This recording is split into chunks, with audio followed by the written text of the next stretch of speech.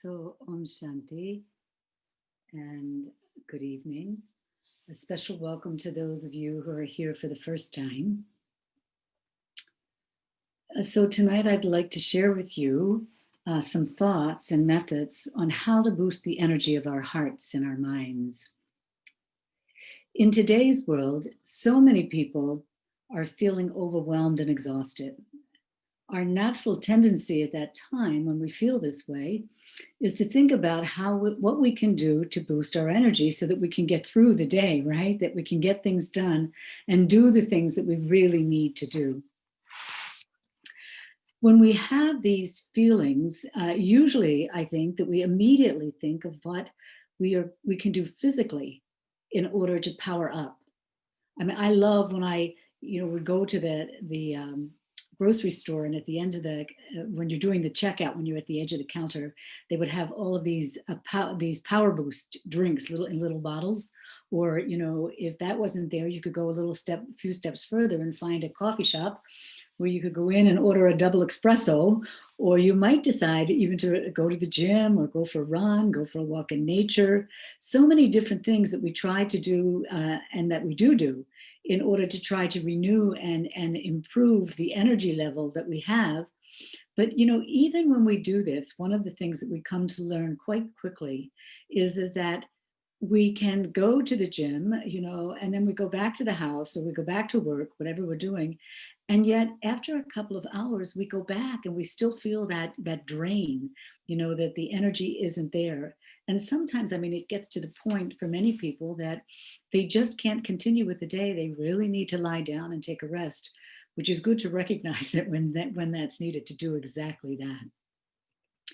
But, one of the things that we come to understand that, yes, sometimes tiredness does come from the physical exhaustion, but more than 90% of the time, it's been that, that at least from my experience, the tiredness is actually coming from what's going on in the mind and what's going on in my heart.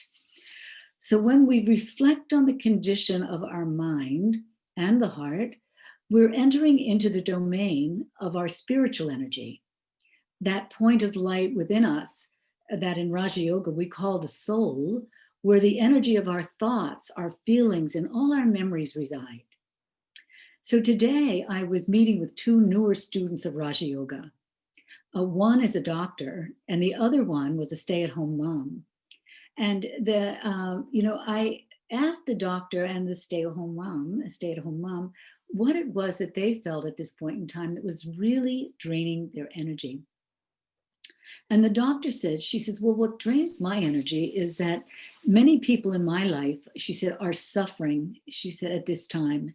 And I love each and every one of them dearly, so I worry about them a lot. The other one said that at this point, she feels that everything is a challenge. Nothing's working. I can't get things done and I'm overthinking everything. She said even that she was having a hard time making decisions. And so then she procrastinates. So to the point that so much time is wasted. And she feels that the day's going by, the morning comes and the morning goes, then it's time to go back to bed, and then it's morning again and she hasn't gotten anything done.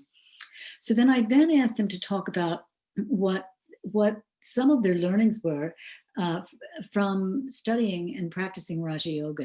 What were the techniques and the methods that they understood? And I was asking them to think about the ones particularly that maybe they weren't using as much as they could in order to shift their consciousness into a space of being able to give an instant power boost to have a more productive and fulfilling day. So what I'd like to do is I'd like to just take a couple of minutes and share with you some of the examples that they gave me. So the doctor said, when she said every day in the morning, she said, one of the things I know I can do, and sometimes I do, sometimes I don't, I get up, first thing, as soon as I wake up, that I go and I sit in meditation for a few minutes, just to set the tone for the day.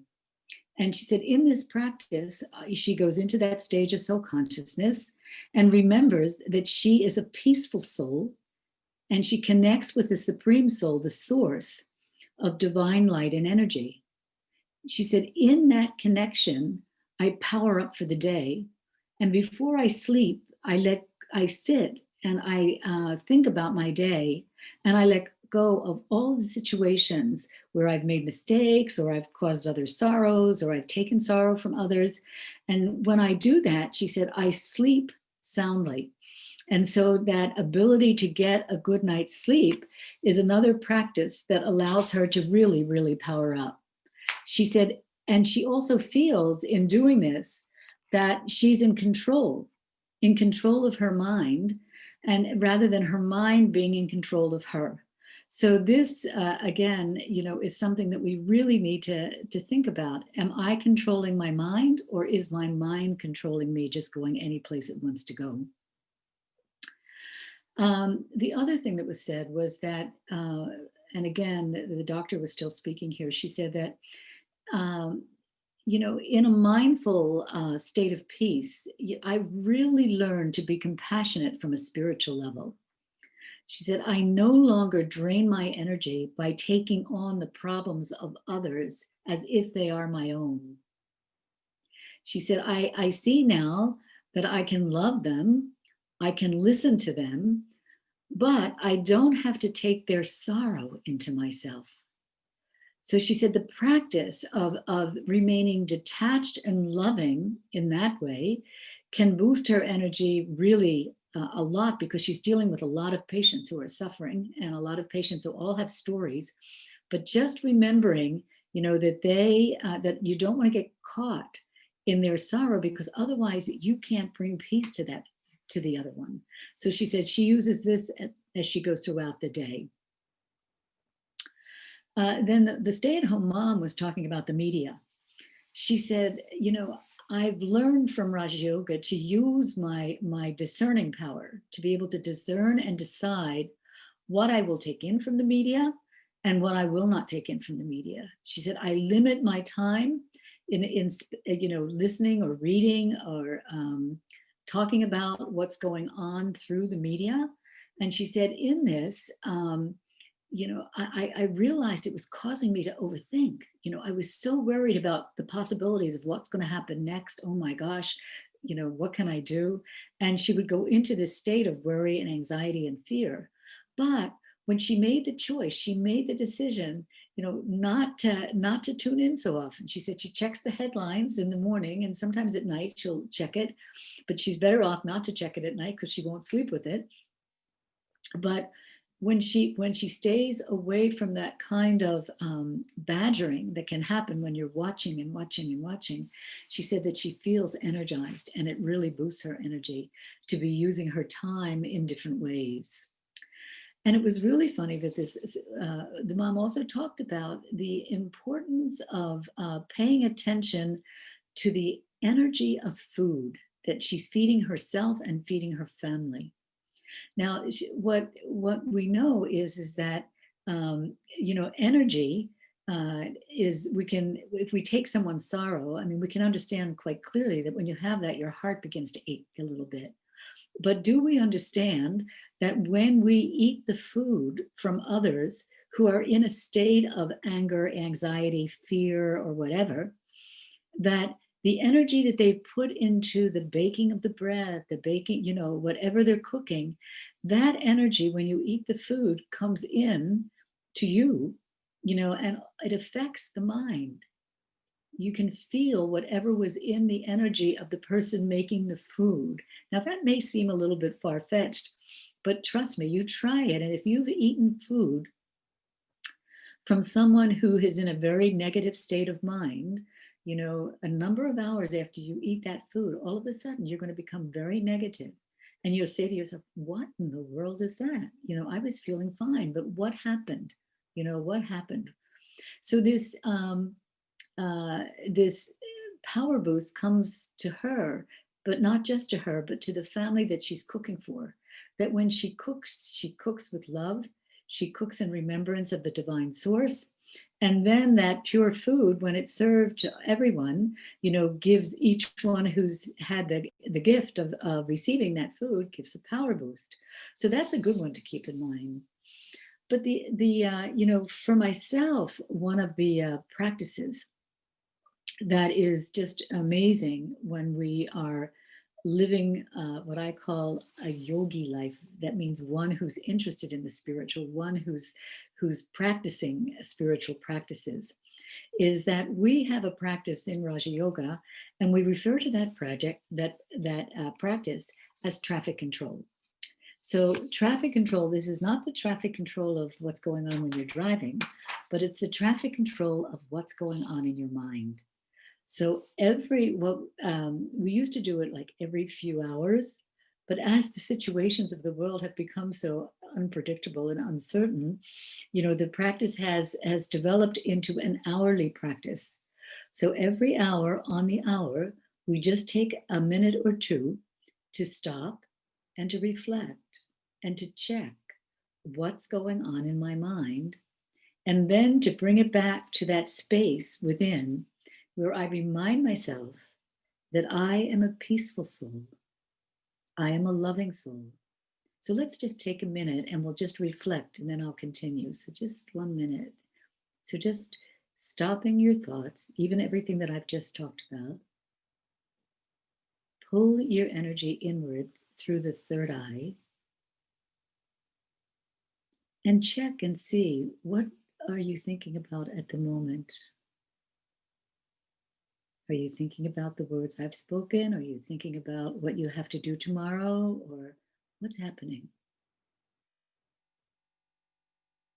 And now use your intellect to discern and decide the thoughts you want to keep and the thoughts you want to let go of.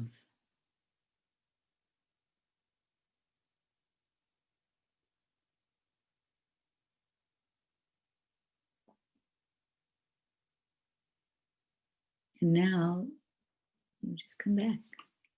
So that can be an instant power boost, if you can remember to do it.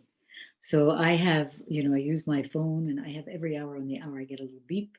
And at that moment, I just stop. It doesn't matter what I'm doing, I just stop for a minute. Some people say, what are you doing? But this is what I'm doing. So, the other thing that I think that can really give a boost to our energy, to our minds and our hearts, is at our home, wherever we live, to find a space, either in our room or in the house or in the apartment, wherever you are, and consider that space to be your sacred space, to be your temple that you go to every time you want to take a more intense time for meditation. And, by doing that, it's that sacred space. As soon as you go into it, there's like a different level of energy that's in the atmosphere of that space, because each time you're in it, you're going into a state of soul consciousness, coming out of the busyness of your body consciousness that you've been doing all day. You go into the space of soul consciousness, you connect with that supreme source, whatever you consider it to be, and you pull the energy from that source, into that space within yourself that will accumulate power, will give inner power. And that inner power, as I said, it accumulates. You build capacity to be able to stay in that space of peace or love or happiness, whatever it is that you choose, as you then leave your sacred space and you go about your day. So I think most importantly, is the practice of connecting with the one who is always benevolent. I call that the benevolent divine light. And that divine light is available to all of us simply by remembering our spiritual parent. They often call God the Father, but a lot of people don't want to go to God, and that's fine. It's the goodness, connecting to the goodness of our higher selves, and that's the key to like a power that will stay and grow and stay and grow if you decide to do that as not just a one evening or two evening, but more like a lifelong practice. So, and when we do that, what happens is the negativity within us, it's sort of like it's dispelled. The light goes on. We're in that space of pure love and peace and happiness. And with that light on, it's like lighting a candle. All of the negativity, all of the worry, all of the fear, the sorrow, it just leaves, just for that time so that we can regenerate, we can recharge the battery that's going to carry us through, the rest of the day, carry us through all of the situations we have to face. It's a gift to really understand what it means to come from a place inside of ourselves that is full of virtue and full of goodness. And then we also, like the benevolent divine light, we become benevolent. Benevolent means living a life of kindness, living a life of elevated thought, living a life of as a giver as opposed to a taker. It's very beautiful. So there's one more magical key, and that magical key is sometimes an energy boost will come if you can just find the time to sit and journal, reflect and journal on either one of the virtues or the qualities or, anything that will bring you joy, anything that will bring you closer to that divine light. So that's another space, that we can create within our minds, within our hearts, to clean out all of the negative feelings that are in us and to move us into a beautiful space. And then the other thing, we have to recognize that it's not just about changing our thoughts and our thought patterns from negative to elevated, but also to remain mindful about my words, my actions, because the more I go through my day with the spiritual awareness of being a soul, and in particular being in my original state of being a peaceful and loving, doubly nonviolent soul, then the more I'm going to remain in that state myself. And so when I see others and I share with others, I can share the boost of energy I've created for myself with the others that I come in contact with. And so, you have to just remember one thing, that it's, we're living in an atmosphere of the collective consciousness that is very heavy at this point in time. And so by creating our individual practice of I call it lightening up, by creating that practice, we're able to create an atmosphere in the areas where we go, and that is bringing light as opposed to bringing an energy that's pulling us down. And when we do that, when we create that atmosphere, then our attitude, which is the place in our heart where our deepest feelings about people and situations are created and where we live them. So our hearts, become clean. So the atmosphere creates an attitude that is elevated. And then from our attitude of how we deeply feel in our heart about things, we then have thoughts that are from an elevated stage. And then, of course, our words and actions follow. So atmosphere, attitude, thoughts, words, actions.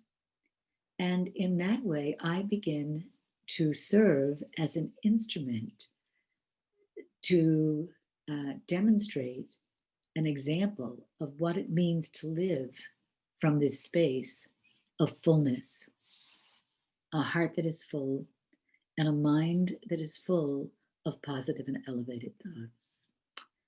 So I think I'm right at my time to ask if you have any questions or comments that you'd like to make. I had a question. You were talking about being loving and detached at the same time. And right now, my sister in India is going through a very hard time in her life. And I'm trying to be peaceful and calm so I can send her peaceful vibrations. But I get very worried. And sometimes it's like you mentioned, like it's her problem is my problem, you know.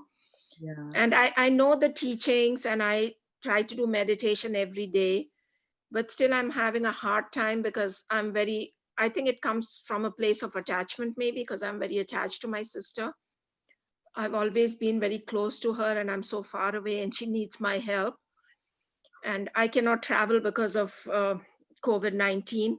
And as soon as that settles down, I'm planning to travel to India and be with her. But right now, I'm very I'm anxious. You know, I'm not able to be peaceful and send her peaceful vibrations. So, although I know the theoretical answer, I would like more guidance from you about that. Yeah. So I mean, to me, I don't know if this will sound theoretical, but for me, I know in my own experience what, you know, when those situations come, you know, what it is that needs to be done or what I can do from a spiritual perspective. So when we come to realize that all of us, every human on the earth is not just a human, but they are a human being, you know, and that being is that spiritual part of us, the invisible incognito soul that is the life force, the energy within this body that animates it. When we are able to switch the switch of our consciousness to remembering who we are as a being of light, we can become, oh, and I should say, and first, and when we get ourselves to a state of being peaceful and loving, what we can do is we can take the energy that's collected in this infinitesimal point, this little computer chip that's inside, and we can start sending the energy of love and of peace to that soul.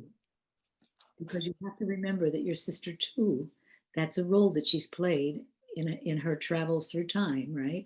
That you can send her a light of healing, a light of love. And as much as she can hear your voice when you pick up the phone and you call her, she will receive the gift of your love and the gift of your peace that will help her greatly. It will help her in a very big way.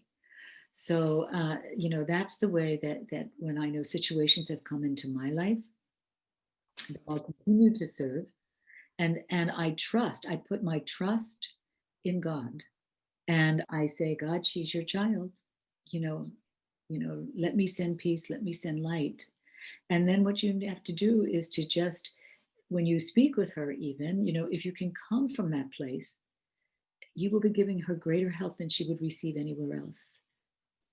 You know, she has to take her treatment and do everything, of course, but the gift of peace, the gift of love is not a small gift. Mm-hmm. Thank you so much. Thank you. Anyone else?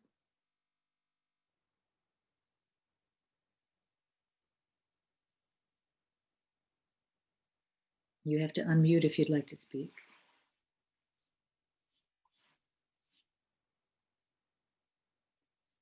Okay. So then why don't we take the next 5 minutes or so just to meditate before we go. And I'll just lead you through a guided commentary for those few minutes, okay? If we could have, can we have some music?